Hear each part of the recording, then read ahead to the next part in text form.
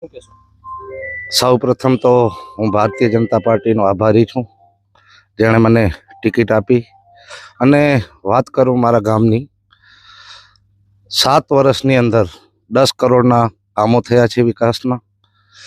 અમારા ગામમાં સારામાં સારા કામ થયા છે.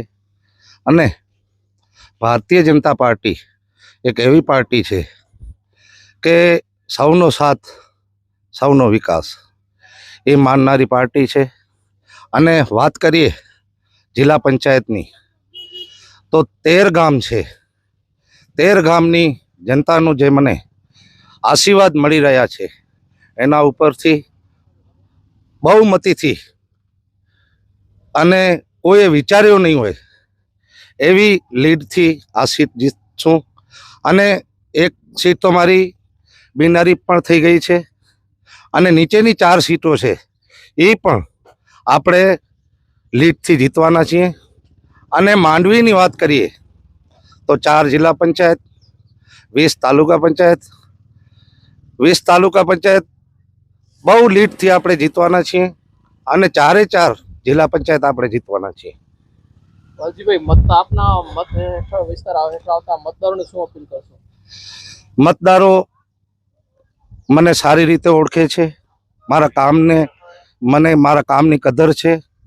હું રાત દિવસ જાત પાતમાં પડ્યા વગર હું જનતાનું કામ કરું છું.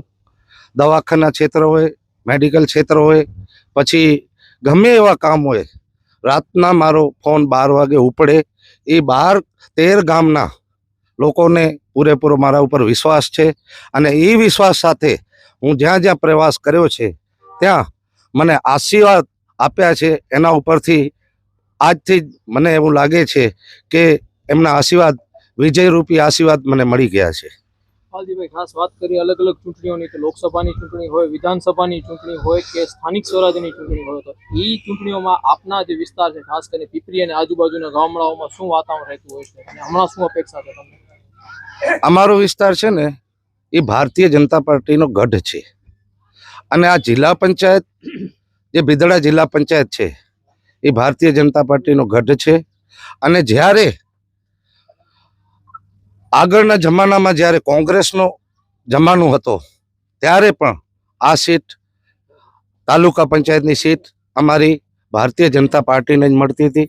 અને મને સંપૂર્ણ વિશ્વાસ છે કે 13 ગામના લોકો અને 18 વર્ણના સમાજના લોકો મને આશીર્વાદ આપ્યો છે. અને આજથી આપણું વિજય સરઘસ, જેને કહેવાય કે આપણે શરૂ થઈ ગયો છે.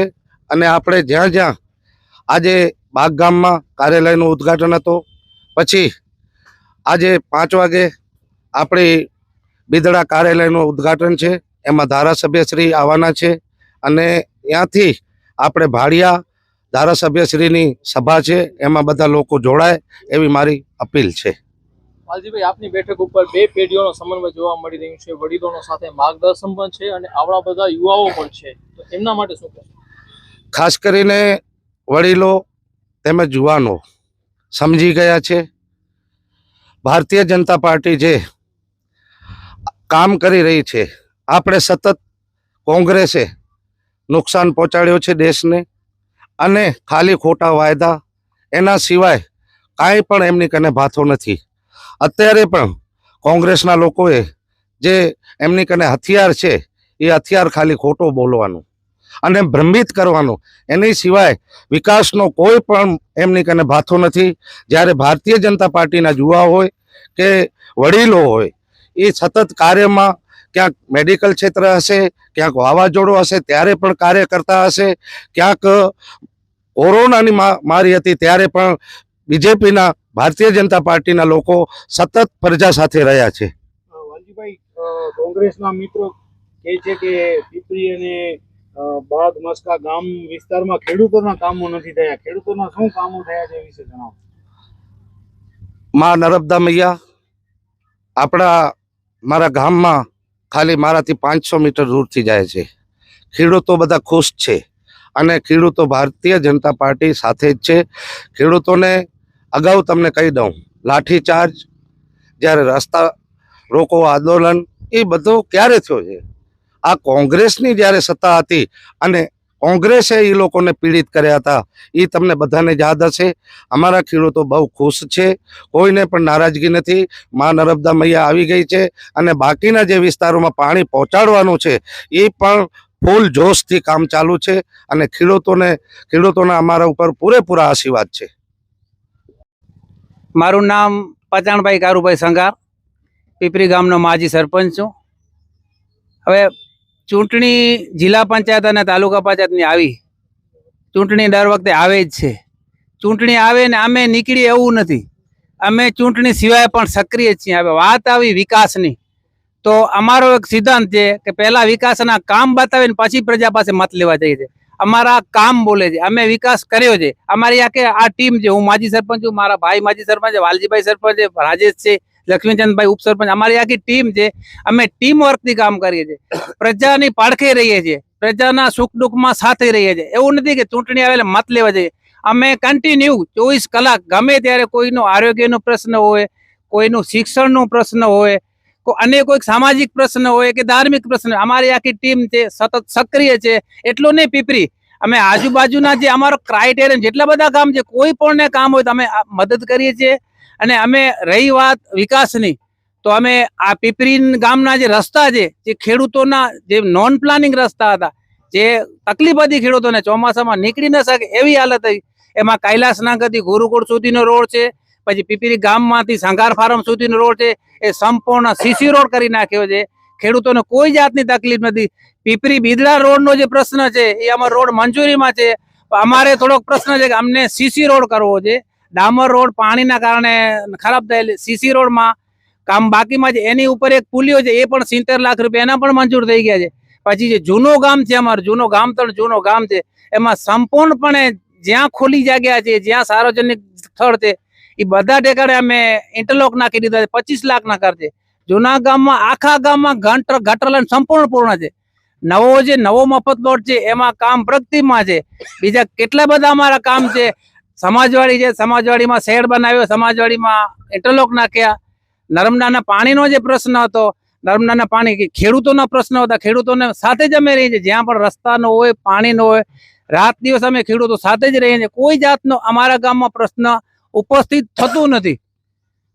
ગામમાં અમે કામ કર્યા છે, ગામ લોકોને કામ બતાવીએ છીએ, ભાઈ અમારું આ કામ છે, તમે કામ જોઈને અમને મત આપજો. અમે કોઈ દિવસ ખોટા વાયદા નથી કરતા. પહેલો કામ કરીએ પછી કંઈક આ કામ કરે, હવે આવતી ચૂંટણી તમે અમને મત આપજો.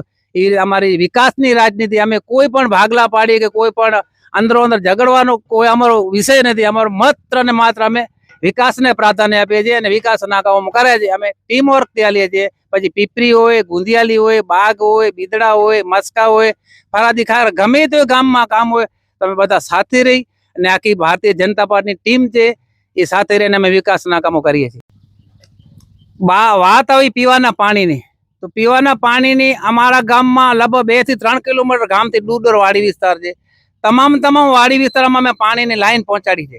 જ્યાં 5, 7, 10 ઘર હોય ત્યાં અમે સામૂહિક રીતે પાણીની લાઈન એ લોકોને આપી છે. વાડી વિસ્તારમાં પણ પાણી આપે. કોઈ ક્યાંય પણ પીવાના પાણીનો અમારા ગામમાં પ્રશ્ન નથી. અમારા પોતાના પીપરી પંચાયતના બોર છે, પ્લસમાં નર્મદાનું પણ પાણી આવે છે. પીપરીમાં પાણી, પીવાના પાણીનો કોઈ પણ પ્રશ્ન નથી, અને છતાં હોય અમે તાત્કાલિક એને સોલ્વ કરી આપીએ છીએ. હું મતદારોને, અમારા જે 13 ગામના મતદારો છે, 13 ગામના મતદારોને એક અપીલ કરું છું હૃદયથી કે 26 તારીખના ચૂંટણી છે, સવારના 7 થી સાંજના 5 સુધી ચૂંટણી છે. તો તમામ નાગરિકોને એક હૃદયથી અપીલ કરું છું કે panel two panel Bharatiya Janata પાર્ટીનો કમળ જોઈ ને તમે મત આપજો. અમે વિકાસ કર્યા છે અને આગળ પણ વિકાસ કરશું. પ્રજાની સાથે રહેશું અને પ્રજાના સુખ દુઃખના સાથી રહેશું. મારું નામ છે શિવજીભાઈ સંઘાર. હું પહેલાં પણ ભારતીય જનતા પાર્ટી સાથે યુવા મોરચામાં જોડાયેલો હતો અને ખૂબ સારી મહેનત કરી છે. અને અત્યારે જે તમે જિલ્લા પંચાયતની વાત કરી છે, તો જિલ્લા પંચાયતની અંદરમાં અમારા સમાજના પૂર્વ પ્રમુખ વાલજીભાઈ સંઘાર અને એક ધુરંધર, જેને કહેવાય કે છેલ્લા 20 થી 25 વર્ષથી ભારતીય જનતા પાર્ટીની સેવા કરી રહ્યા છે. અને આ જિલ્લા પંચાયતની સીટ ઉપર તે લોકોએ ખૂબ જ મહેનત કરી છે અને ખૂબ કામ કર્યું છે 20-25 વર્ષથી. જ્યારે અત્યારે તો એ વાલજીભાઈને જિલ્લા પંચાયત તરફથી જે ટિકિટ મળી છે તો હું જિલ્લા પંચાયત બિદડાની સીટને તમામ નાગરિકોને વિનંતી કરું છું કે ખોબે ખોબા મત આપો અને ભારતીય જનતા પાર્ટી વતીથી વાલજીભાઈ ખૂબ સારી મહેનત કરશે અને 25 વર્ષથી કરતા આવ્યા છે. આરોગ્યનું કામ હોય, પાણી, રોડ, રસ્તા, હોસ્પિટલ, તમામ કામ. રાતના 2 વાગ્યા વાલજીભાઈને કોલ કરો એટલે વાલજીભાઈ 108ની જેમ રાતના 2 વાગે ઉઠી અને સતત માણસોની ચિંતા કરતા હોય છે અને સેવા પણ કરતા હોય છે. તો હું બિદડા જિલ્લા પંચાયત સીટના તમામ નાગરિકોને વિનંતી કરું છું કે વાલજીભાઈને ખોબે ખોબા મત આપો અને પેનલ ટુ પેનલ વોટિંગ કરી અને તમામ ભારતીય જનતા પાર્ટીના ઉમેદવારોને વિજય બનાવો. મારું નામ સંગાર નિલેશભાઈ અર્જણ છે, ગામ પીપરી.